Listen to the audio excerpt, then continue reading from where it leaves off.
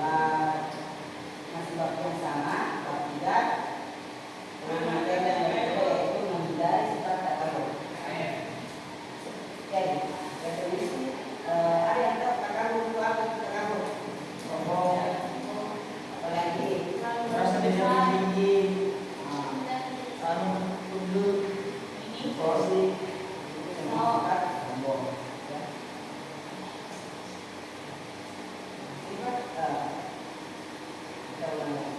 Dalam bahasa Indonesia, takabur berasal dari kata takabbar yang berarti merasa besar. Dalam bahasa Indonesia, takabur berarti merasa diri mulia, hebat, pandai, cukup, atau sama dengan sifat sombong. Jadi sifat sombong ini puncak style semua. Ada yang merasa diri mulia, dalam kurung hebat, pandai, sesuai, angkuh, itu semua adalah sifat dari para sombong. Ya, Rasulullah Shallallahu Alaihi Wasallam mendefinisikan takabur adalah sifat sebagai sifat yang selalu menolak kebenaran, dan merendahkan orang lain, dan menganggap dirinya lebih besar dibandingkan dengan orang lain. Jadi sifat oleh karena itu sifat anehnya yang selalu menuntut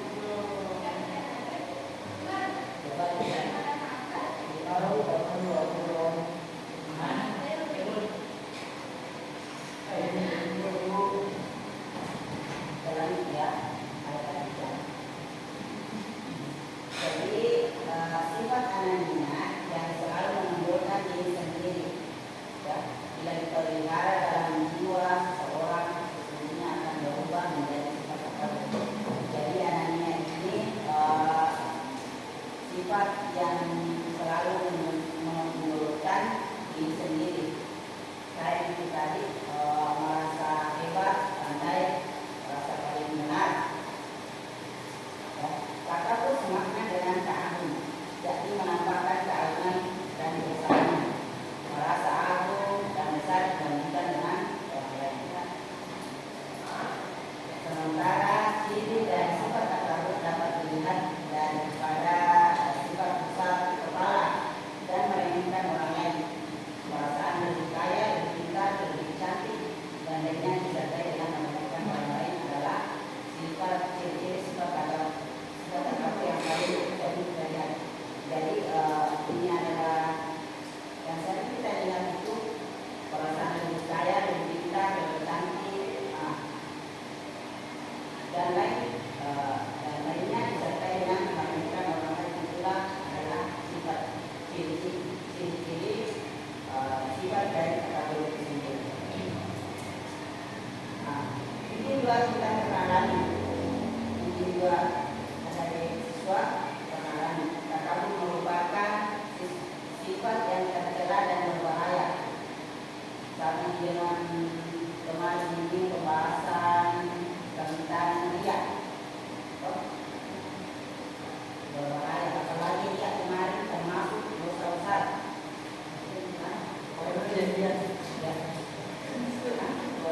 Takabur merupakan sifat yang tercela dan berbahaya.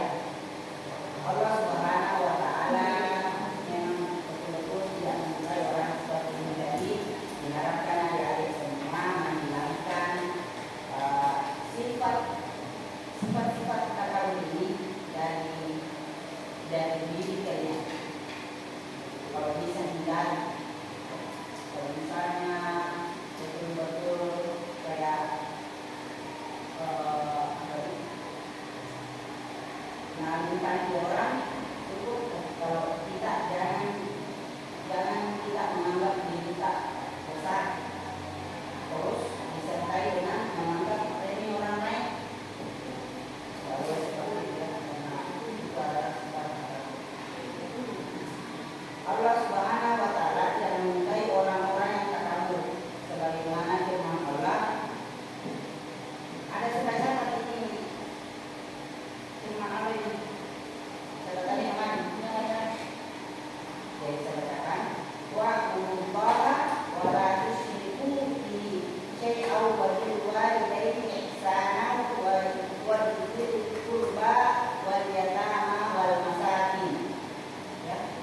wal jari dzil qurba wal jari junubi waswalihi bil jambi wa balis sabil wa ma malakat aymanukum innallaha la yuhibbu man kana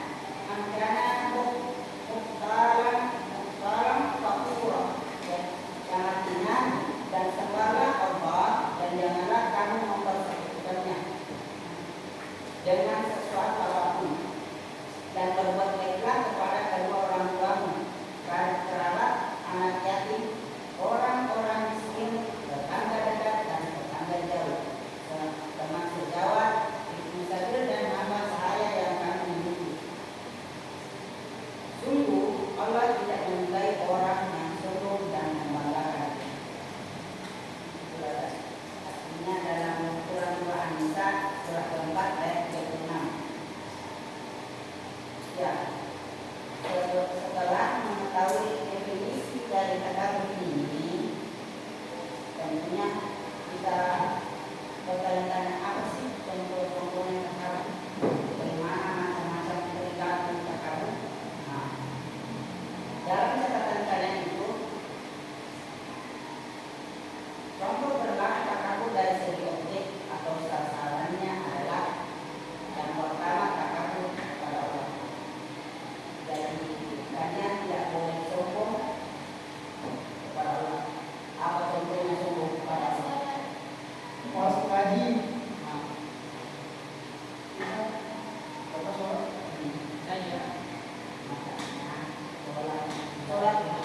Sholat jadi mencakup 5 rukun Islam. Tahu apa rukun Islam? Rukun Islam yang pertama apa? Sholat. Apa? Mengucapkan syahadat. Kedua, mendirikan sholat, mendirikan ibadah. Ketiga, puasa. Yang keempat, zakat, puasa dulu.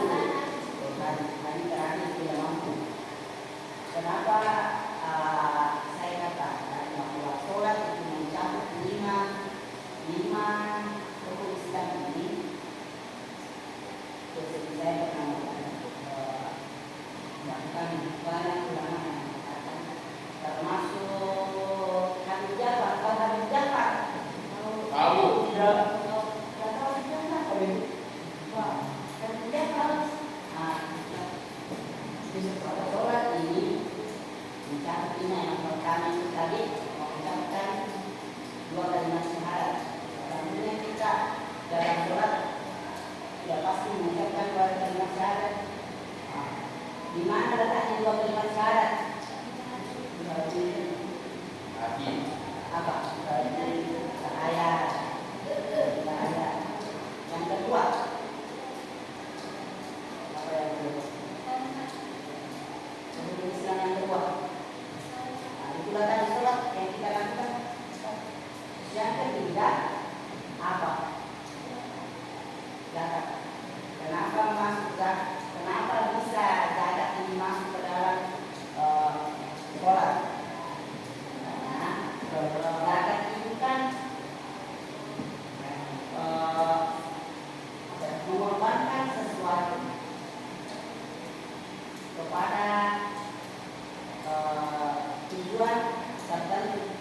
Zakat biasanya berupa beras, uang. Zakat materi namanya. Nah, ini sholat. Kenapa bilang zakat? Karena kita zakat waktu kita mengeluarkan waktu kita untuk kita sholat.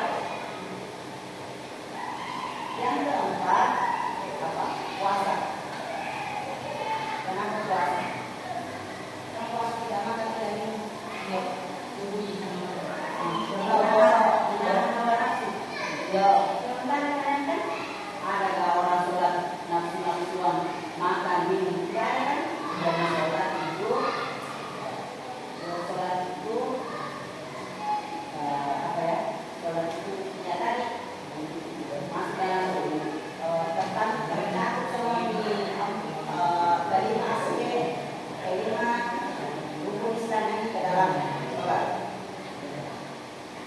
sholat kan tidak makan, tidak minum, menahan hawa nafsu sama dengan puasa. Yang kelima apa? Naikkan lagi ya, naik haji ini kan memenuhi panggilan Allah. Nah, sama dengan sholat memenuhi panggilannya. Hayya 'alas sholat, hayya sholat. Sholat. Jadi sholat itu jangan kali-kali kalian menjalankan sholat. Ini nanti awas jangan sampai ada sholatnya. Oke, coba gas. Takabur kepada Allah adalah sebagai sifat takabur. Fir'aun dan Namrud adalah dua orang yang diceritakan dalam Al-Quran yang memiliki sifat takabur kepada Allah. Kenapa mereka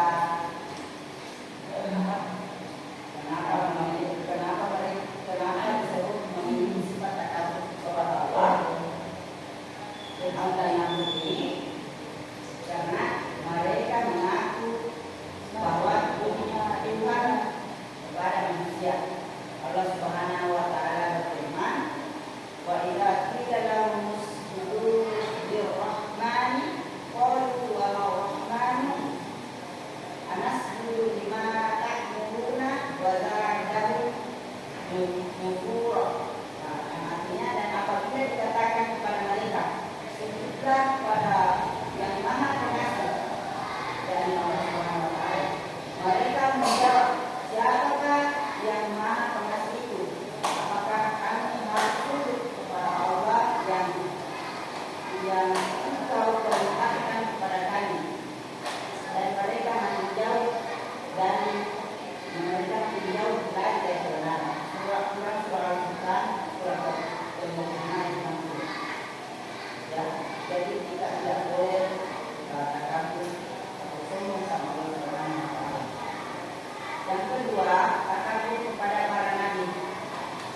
Ya, orang yang takabur kepada para nabi tidak mau mengikuti dan mematuhi ajaran yang dibawa oleh para nabi.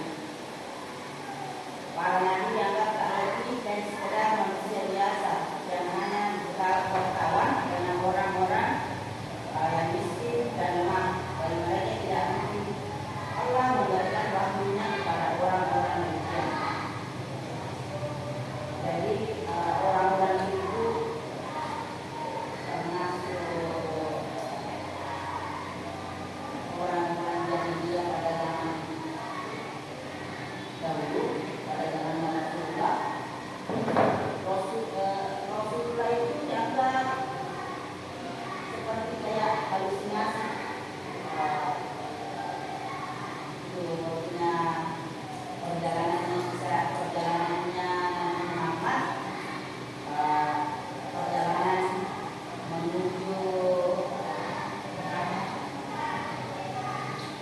Isra dan Mi'raj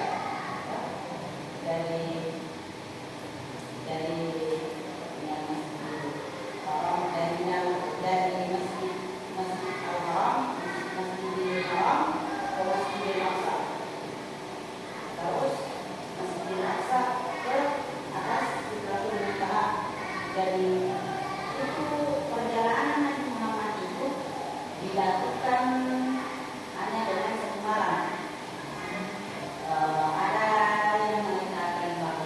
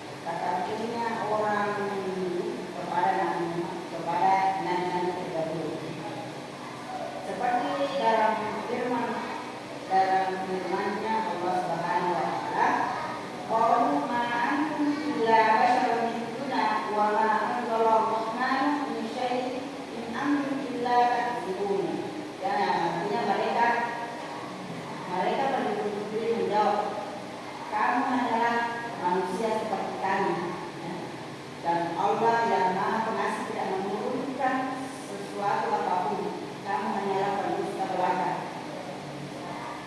Quran Surah Yasin surat 36 ayat 15. Jadi saat ini banyak sekali orang yang mengaku sebagai nabi. Kemarin itu ada tafsiran di mana itu mengaku. Ya ini contohnya. Hah? Ya Ya, ini contohnya. mengaku ngantor. Mereka mendakwakan ajaran yang tidak dapat dipertanggungjawabkan, mengajarkan ajaran-ajaran yang tidak semestinya apa yang telah diajarkan kepada Nabi Muhammad. Itu yang diajarkan itu tidak dapat dipertanggungjawabkan. Semua ajaran yang dibawa